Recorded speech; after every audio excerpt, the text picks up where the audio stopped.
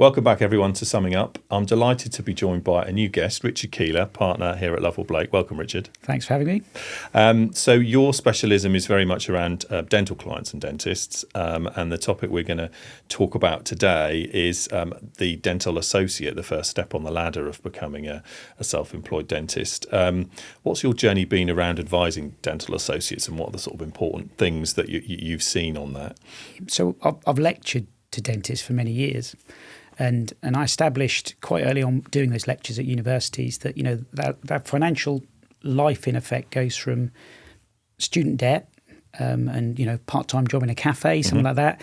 Then they go and work in the last year for the NHS and earn quite a sizable salary, but it's well looked after under pay as you earn. There's things there they could do, maybe a little tax refund we can get for them at that stage. Then they become self-employed when they leave the scheme. And then fundamentally, they could buy a practice, they could incorporate, the whole world is open to them. So there's a lot of things we need to consider in those early stages. Yeah, so ultimately, it's quite a fast learning curve. And I guess the sort of people that you're dealing with typically lean into medicine as a career, and financially they may need a little bit more support, certainly if that journey is fast. Yeah, it's a really good point you raise, and I pick that up in the lectures that I do, that they receive very little or no financial advice, and I get that from the universities. And they pick medicine for a reason, because that's how their mind operates, and we pick finance for a reason. And that's why we dovetail very well together, because there's so much support we can give them to help them on that journey. Yeah, fantastic. So starting at the beginning, I guess, what when you talk about a dental associate, what does that actually mean in terms of the sort of dentists that we would ordinarily come across? Yeah, it's a good question. So as I say, a dentist will qualify through university, but in the last year of their training, they in effect work at a dental surgery as a foundation dentist, like a trainee dentist is a better word, but the NHS fund that year. So they get their last year of training in university plus in surgery. And then once they leave that scheme, they in effect are free to take any role they wish. The majority in the early stages, while they're still learning how to be a dentist, will join a dental practice, and in effect they'll be self-employed. And they'll work there within surgery looking after patients. So it's kind of a big jump from a training scheme to working 4 or 5 days a week seeing patients. And from our point of view, this person is self-employed, as you say, and so legally, from a tax point of view, massive changes. So that dental associate needs to register as a self-employed individual with HMRC, and that's something that you help them with. Absolutely, yeah. I mean, we get a huge amount of contact from associates, as I say, because it's a bit of a shock to them, I think, because they do get P45 when they leave the NHS system. And then I think they're slightly concerned what that means. We get a lot of inquiries, and then it's discussions with them about getting registered with the revenue at the right time, and then what that means with regards to their journey of being a self-assessment taxpayer, and all those things they need to think about. That's right. When would they need to register with HMRC typically? What sort of time of year are they starting, and when do they register? The NHS scheme finishes end of August. So fundamentally, they're self-employed from September. Some will have a little bit of a gap before they take a role on, or they're still looking for a role. But I encourage them to get registered as soon as possible. Get in the system, get set up, speak to a good dental accountant, and then understand what this means for them. And so then the tax return will be the first tax document that they will be filing. If they're starting work registering in September, when does that first tax return get drawn up to? When is that filed? When is the tax paid? Yeah, and there's always an interesting discussion, because that first tax return runs to the following 5th of April, following the 31st of August when they leave the scheme. But that first year when they trade is half pay-as-you-earn and half self-employment. So that first tax bill is the following January, following the 5th of April, right? But it's only a half year. The first full tax payment is not for over 24 months away. So the key thing there is for them to understand, look, you know, the minute you start earning, you need to consider tax, national insurance, and for the majority of them, student loan, and get reserving funds monthly. And that's a key message I give to them. I try and say it's one of the key takeaways from my discussions with them, just focus on that, because then in theory, if you reserve sufficiently in a savings account, and there's an investment opportunity there, any tax bill you're not going to be surprised about. You might not like the tax bill, but you can have sufficient funds in the account to pay it. Because this is common with any type of client that is going self-employed, because when you are employed, PAYE deducts your tax month on month. That's what these guys are going to be used to. Yeah. And suddenly your tax bill will drop the following January and then the following January after that. And whilst we do have the concept of payments on account, January and July, and those people that are self-employed and have a steady income will pay half their tax in January, half their tax in July, it takes a while to get to that point where it settles down. Yeah. So a big tax bill at some point in the future, you must be working with your clients on helping them save towards that and sort of squirreling away a percentage every month of their income? How do you do that? Yeah, I mean, the way I do it, with experience of understanding kind of earning potential in that first year, it's not pure science, you'll appreciate. There's so many variables on this. They could attend an inexpensive course, they could go in 5 days a week, 4 days a week, they could go fully private. But I suggest they reserve at least a third of their income from day one. And if they reserve a third, in the main, that should give them sufficient savings to finance all those things I've talked about. Student loan is the one that can be the issue because, as you know, the more you earn, the bigger the student loan repayment. And that's payable on the 31st of January. And traditionally, they're used to having a small amount deducted from a pay slip from the NHS. Yeah. So I fix it at a third. But I think it's also, we need to make sure we have regular contact with these people to understand what they're working, how they're working, have they changed to private, are they doing more NHS? So that 33% could shift. And as you know, if you breach £100,000 worth of taxable income, that dial needs to move quite quickly because the effective rate goes up. Yeah. And of course, the tax landscape is ever changing. We talk about fiscal drag and how more and more people are getting pulled into higher tax rates. And that third sounds like there's a bit of a safety net built in when you talk about student loans as well. So I think that seems very sensible because all too often we see people that don't save enough. Exactly, yeah. And, unfortunately, I still will meet a couple of clients every year that didn't get that guidance. And obviously they're immediately on the back foot with tax reserves, and it's difficult to catch up. It's a hard game to play if you're playing catch up in those first couple of years. So what about expenses? We're talking about, the income is declared for tax, but there will be some expenses that can be deducted from that income before we work out the tax bill. Yeah, they're a little bit limited because a lot of the costs are absorbed by the practice they work at because, they'll turn up to a site provided with a surgery, but there's some core things that they can look to claim. Professional subscriptions is always a key one, so General Dental Council, British Dental Association, they'll pay indemnity insurance. That's a good one because that's an expensive cost to them. And then dual expenses like mobile telephone, Wi-Fi, computer costs, things like that. And the other big one is courses. A lot of dentists will evolve their knowledge quite quickly because they'll find an area of dentistry they like to do. And then that could include, travel costs, subsistence costs, overnight stays. So we'll also provide them some guidance on that because there's a very clear definition on what can be claimed if you're undertaking a course while as a dentist. So they're the key costs, I would say. And what about travelling costs, journeys to work? If you're working at more than one practice, can associates claim some or a portion of travelling costs? Yeah, this is I always kind of get, they never like the answer when I give them the answer to this one. Unfortunately, as you know, legislation is quite clear on this, that any kind of commuting is not considered business travel. And a lot of dentists nowadays might work at multiple sites for a group of dentists, a large group with multiple sites. And even those trips are not allowable because they got more than one place of work. So it's normally if they attend a course or if they go to a practice meeting on a site they don't work at, that mileage can be considered and they can look to make a claim. But generally that commute, so to a single place of work, or quite often a multiple place of work, if you're regularly working at 1, 2 or even 3 different practices, that would generally be deemed to be a commute and therefore... Unfortunately, that's right, yeah. So the majority of dental motor expenses are not allowable, Yeah. Of course, there's a broader topic out there with regard to vehicles, and if these guys are self-employed, then business use versus private use. But ultimately, advice is needed around. Absolutely, yeah, because it's a common discussion we have, and as I say, I'm never popular when I give them the answer. But then I've got there's a nice option. Maybe one day they can incorporate, and still there are generous reliefs if you buy an electric car one day. So we kind of always discuss that, and they get more engaged in the subject. Yeah, it's funny that actually. Yeah.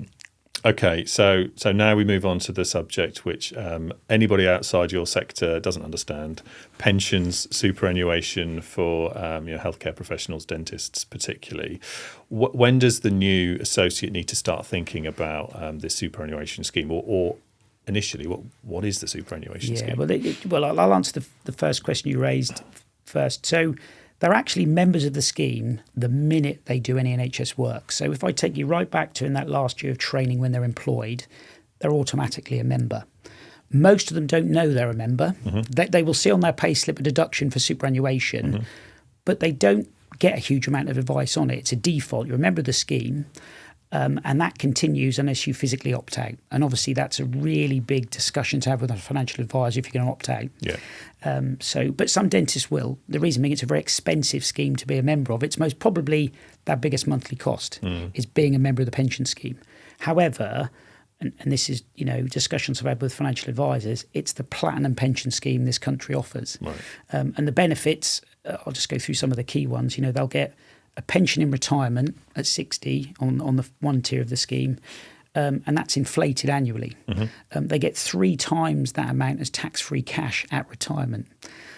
They can retire early if they're sick or unwell and receive a full pension. Right. They've death in service cover attached to it.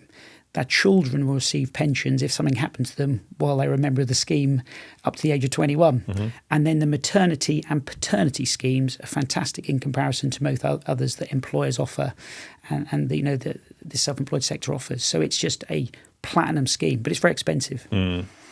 Yeah, I see that. And it's interesting because what you'll find is when a dentist transitions from an NHS dentist to private because of the nature they want to specialise, they realise quite quickly the benefits they've lost not being able to fund the superannuation scheme because you have to be treating NHS pensions to be a member. Right. So if you go 100% private, you can't fund the scheme anymore.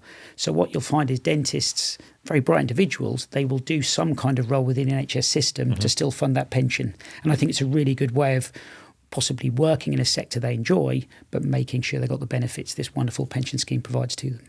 So how are the contributions calculated and when are these paid by the dentist? Yeah, so this, again, it's an old-fashioned system, believe it or not, in this modern world we're in with AI. So a practice will actually tell the NHS they're engaging a dentist to work at that practice.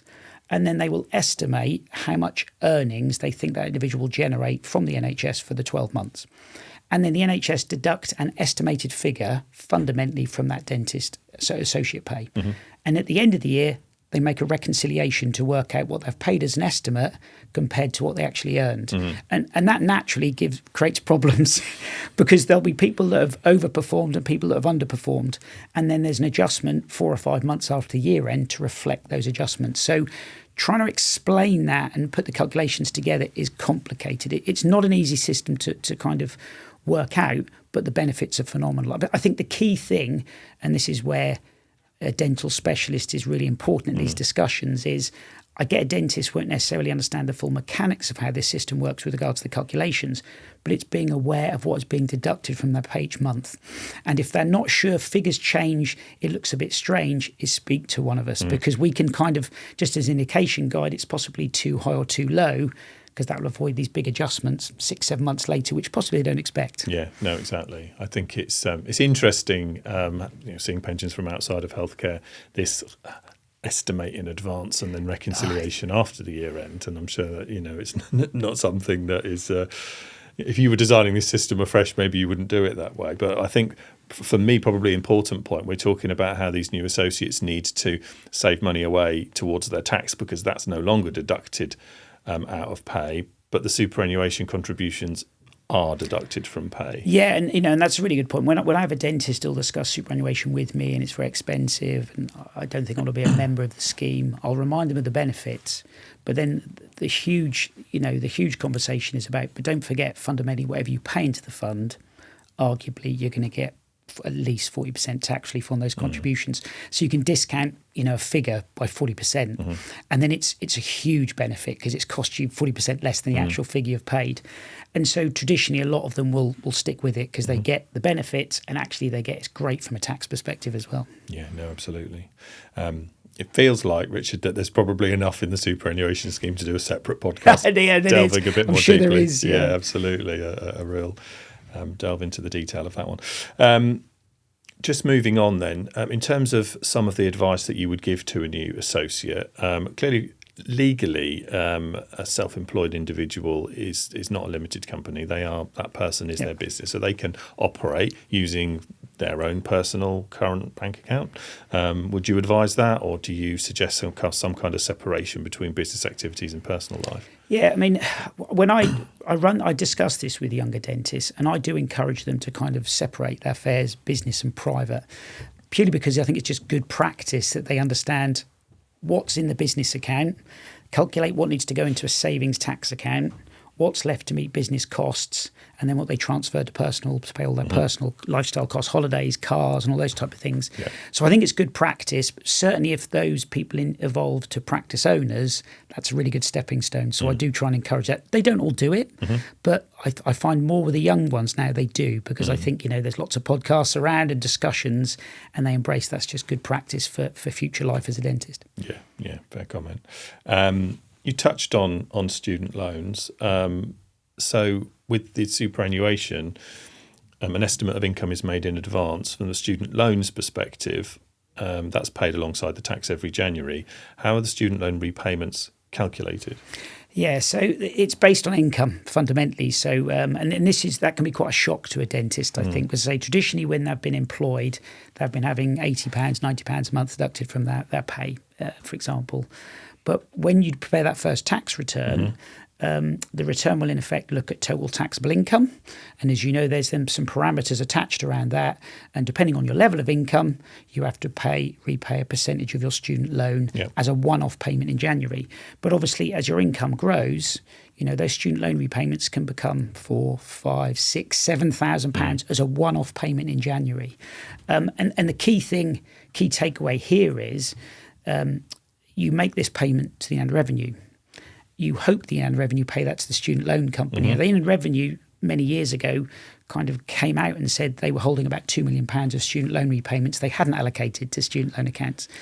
And so we had to work with some dentists. And so what we asked dentists to do is, once the payment has been made to the revenue, the following March, April time, check with our student loan company that the deduction has come off the student loan account. So it's a little bit of ownership of it. We try and support them because unfortunately sometimes these payments haven't quite made it to the student loan account. And the problem is student loan interest rates are 6-7%. So you want to be paying off as much as you can as soon as you're able, because they're expensive loans to have now. Yeah, understood. Final sort of full-form question. I've been speaking to our colleague Ryan Lincoln recently about making tax digital and the new regulations coming in. But MTD for VAT has been in for some time. MTD for income tax is coming soon.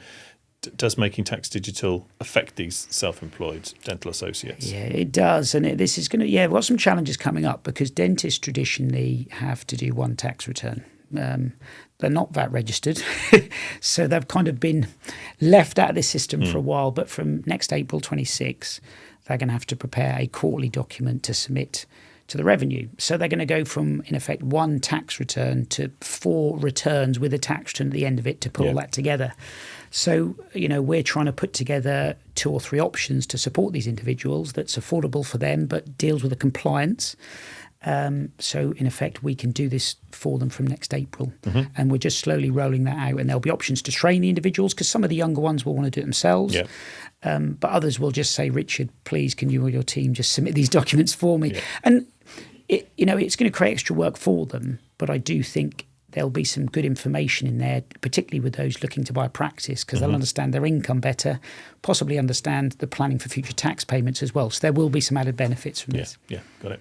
So in order to summarise, Richard, what would you say are the key points that a new dental associate really needs to focus on? What we're pulling out of the discussion we've just had? Okay, so I think core things would be understanding when the tax is due and the quantum to be reserved. That's really important. I think it's being aware of the type of expenses that these individuals can claim and the ones they can't claim, because there'll always be these nuances in legislation. Definitely it's kind of not fully understanding the pension scheme, but certainly having a discussion with somebody so awareness of what it means to them. There's options to invest more, things like that. And certainly if you're going to opt out, please speak to somebody about it, a financial advisor, because that's really important. I mean, I like them to open a business bank account, as I said, to isolate business affairs to personal. Making tax digital is coming. I think from April next year, they've all got to have a plan as to who's going to be dealing with that reporting for them. Mm-hmm. And the first thing I'd suggest is they need to obviously register with the revenue to be self-employed, and certainly, speak to a dental specialist to get the support they need in those early stages, because that's key. Yeah, fantastic. And from our point of view, at Lovable Blake, quite often I have speakers on and get messages about, is that the actual person that will be dealing with you? From your point of view, you go out, you lecture to dental associates, you have many, many dental clients. If someone wants to come to Lovable Blake and ask for assistance, they'll be dealing with you and your team, won't they? Yeah, I've been in many years, and I've got associates that I still see annually, and I'll always be guided by them. They will indicate to the person in the office they want to engage with and speak with, and yeah, absolutely, I'll be that point of contact if they want me to be. Fantastic. Well, for this episode of Summing Up, Richard, thank you very much. We shall have to reconvene and talk further about the next stage in the dentist's Look forward to it. career. So thank you, and thanks everyone for watching and listening. Please join us next time.